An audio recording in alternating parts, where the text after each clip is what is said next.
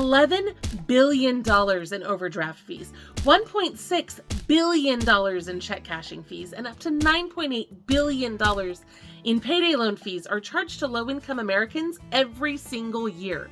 To break that down, it means that more than $61 million in fees are collected from broke Americans every single day. And that number doesn't even include all of the other scams and schemes that target people on a daily basis. Today, I'm going to dive into 10 of those sneaky fees that are draining wallets nationwide and show you how to protect yourself. Stick around because I've got a game-changing trick up my sleeve for slashing those obnoxious subscription costs as well. Don't miss out. First, let's tackle those overdraft fees. These are the fees that banks charge when you don't have enough money in your account to cover a payment. Banks will generously cover that cost for you and then charge you an average of $34 for every transaction that puts you into the red. Here's a personal horror story about this. Years back, a bank I will never use again reordered my transactions so that my rent went out first. This was a problem because I'd carefully timed everything so that I would only overdraft on one big bill, my rent, instead of dozens of smaller expenses. When they reordered it all, each one of those smaller transactions pushed me further and further into the negative. There were about a dozen transactions, some as small as $2 that added up to about $85 total, but each one came with a fee. When I couldn't pay it back right away, I was hit with another round of so-called extended overdraft fees, and I ended up saddled with a whopping $800 in overdraft fees by the time that nightmare was over. Fortunately, since then, a lot of rules and regulations and lawsuits and best practices have changed how overdrafts are handled. Banks don't reorder transactions much anymore, and many won't charge you unless you go significantly below zero. For example, Chase has said that they won't ding you unless you're over $50 in the hole. But even with those changes, banks are still raking in billions of dollars in overdraft fees from the brokest Americans. According to Matthew Desmond's bestseller, Poverty by America, about 84% of those overdraft fees are paid by people who typically have $350 or less in the bank. So, how can you protect yourself? Decline any overdraft protection offers from your bank. It won't give you 100% immunity from fees, but it will reduce your chances. Activate low balance alerts to keep you in the know, and ultimately consider switching to a bank that has sworn off overdraft fees altogether. Chime, for instance, offers a Spot Me feature that lets you overdraft up to $200 without penalties. Ally Financial's CoverDraft ensures that you can dip $250 into the red without any fees. Choose a bank that isn't going to hit you with those fees whenever you make a mistake or have an unexpected bill pop up. Now, a lot of low-income people fall into the opposite trap of believing that avoiding banking altogether will help them save money. I've heard from tons of people who use prepaid cards and check cashing services to avoid bank fees, but that can cost you more in the long run too.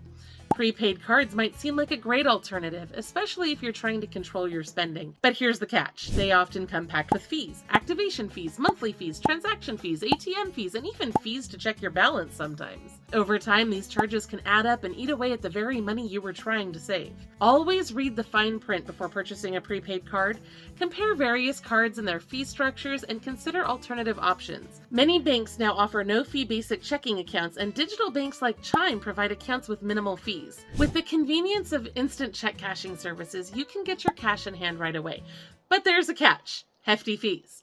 These services can charge you up to 3 to 10% or more of the check's value. For a $1,000 check, that's $30 to $100 gone like that. And for someone struggling, every dollar counts. It is heartbreaking that over $1.5 billion is spent on these services every year. So if you are stuck in this cycle, please consider an alternative like opening a no-fee checking account at a bank or credit union. There are plenty of second chance banks that will work with you, even if you've had an account closed due to an overdraft. We have a list of those providers on our website, and there are many to choose from. Of course, it's not all about banks, though. Haven't you noticed how everything seems to be on a subscription model these days? From streaming services to sometimes even unlocking your car's features, it seems like we're stuck on a never-ending payment loop. And while some of these services can be convenient or even necessary, the costs can accumulate quickly. Here's a little secret I've discovered over the years. Even if you aren't ready to part ways with a service, you might want to hit that cancel subscription button anyway. You would be amazed at how fast providers will jump into action to keep you there. Just last week, I was hit with an unexpected $80 annual fee for a service I'd forgotten about. When I moved to cancel, the website immediately offered to permanently drop my price to $30 a year for the lifetime of my account. That's a $50 a year savings in just seconds. I've made it a habit now. Whenever I start a new subscription, I try to cancel within a week or so.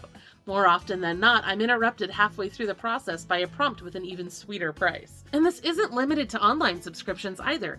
I've haggled down my phone, internet, and cable bills just by hinting that I might leave for a competitor. Companies prioritize keeping existing customers because it's cheaper to retain your current customers than to find new ones.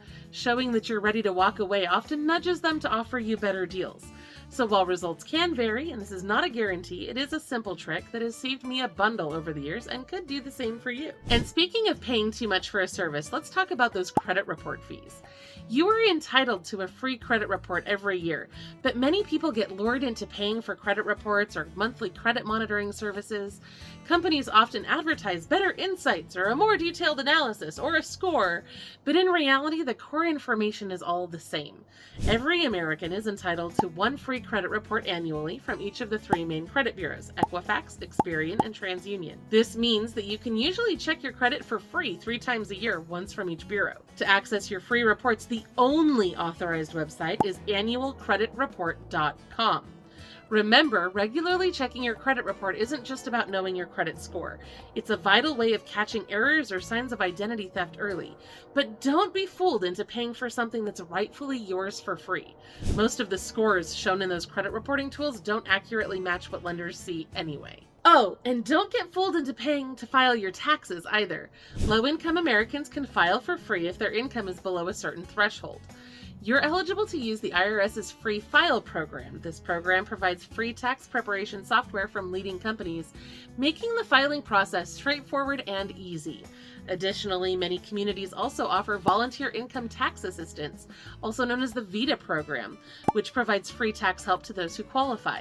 In that case, trained volunteers can help you prepare and file your taxes so that you get all the credits and deductions that you're entitled to. Always do your homework before paying to file your taxes, especially if you're low income. Free and trustworthy resources are available, and that way more of your hard-earned money will stay in your pocket. Here's another thing that sucks money away from low-income people: extended warranties. They sound great in theory. Pay a little extra now to avoid a costly repair or replacement down the line. But here's the truth about extended warranties: they're often not worth the price tag. These warranties can be riddled with loopholes and caveats, and there's a chance that you're never going to use them anyway.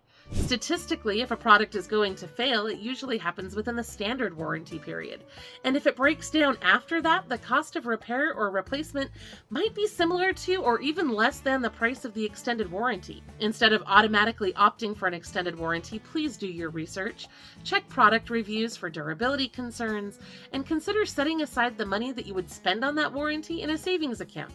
That way, if the product does malfunction, you've got a repair fund. If it doesn't, that money can go to better use. That's not the only sales tactic that siphons money away from families that need it either. I know unlimited sounds tempting, but the truth is many unlimited plans just aren't worth it. Whether it's for mobile phones, streaming, or other services, most unlimited plans offer far more than the average person really needs. And here's the kicker: they always come at a steeper price. Before committing to an unlimited plan, consider how much you truly use the service. For phone plans, you can examine your data usage for the past few months. Do you even come close to hitting the limits for the cheaper plan? For streaming services, how often do you really watch or listen? Sometimes a plan with a set limit or different streaming platform can offer you all you need at a fraction of the cost. Remember, it's not just about having unlimited access, it's about having enough for your needs without pouring out money on products that you aren't going to use. And on that note, let's talk about rent-to-own fees. Renting to own may seem like a convenient way to get what you want now and pay for it over time. Whether it's furniture, electronics, or appliances, rent-to-own promises the dream without the immediate financial pinch. However, there is a hidden side to this arrangement: high fees and high interest rates. Over time, you might end up paying significantly more than the item's original price. In fact, many rental stores charge 2 to 3 times the price of the item up front, and then tack on hefty fees and interest charges beyond that. The monthly payment might seem manageable, but if you add it up over the payment term, you'll see the stark reality. Additionally, if you miss a payment, you could face hefty late fees or even risk losing the item you've been paying on, even if you've already paid more than the item is actually worth. If you're considering rent to own, please always compare the total cost to the retail price of the item. Don't just take their word for the actual cost. Often it's cheaper in the long run to save up for a few months and buy it outright. If that's not feasible, looking for a secondhand option or waiting for sales can be a more effective way to get what you need. Don't be enticed by these sales tricks. And now finally, let's talk about those payday loans. These are short-term loans infamous for their astronomical interest rates.